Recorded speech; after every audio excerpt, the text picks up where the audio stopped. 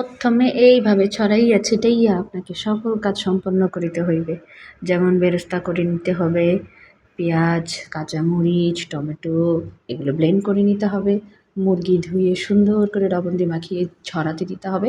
তারপর একটা বড় পাতিলে বড় বড় রোস্টের পিসগুলোকে সুন্দর করে ভেজে নিতে হবে। আর যেহেতু তাড়াহুড়োর মধ্যে ছিলাম, এক হাতে ক্যামেরা নিয়ে আর এক হাতে রোস্ট ভাজতেছিলাম। এরপরে যে মশলাগুলো আমি করেছিলাম, বেরেস্তা ব্লেন্ড, টমেটো ব্লেন্ড, কাঁচামরিচ ব্লেন্ড, পেঁয়াজ ব্লেন্ড, সবগুলি মশলাকে একসাথে মিশাইয়া চুলার হাঁড়ির উপরে দিয়ে দিলাম।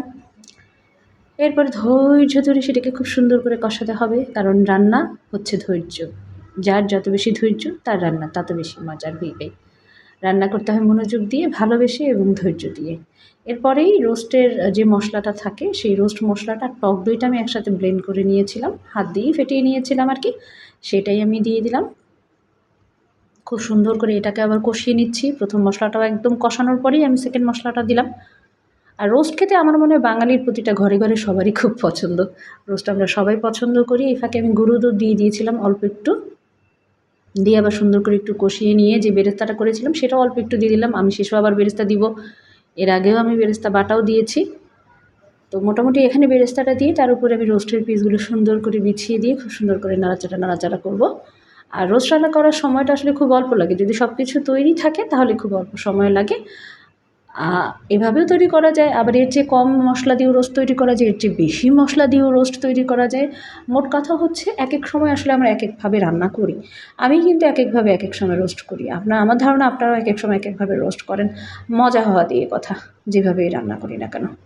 তো এরপরে আমার এই যে রোস্টটা সুন্দর হয়ে গেল। এখনও পুরোপুরি তৈরি হয়নি, বাট অনেকখানি হয়ে গিয়েছে। সব ধরনের মশলা একটু চেক করে দেখলাম যে ওকে আছে কি না, লবণটা চেক করে দেখলাম ওকে আছে কি না। এ ফাঁকে কিন্তু আমি একটু চিনি দিয়েছি, এটা স্কিপ হয়ে গেছে।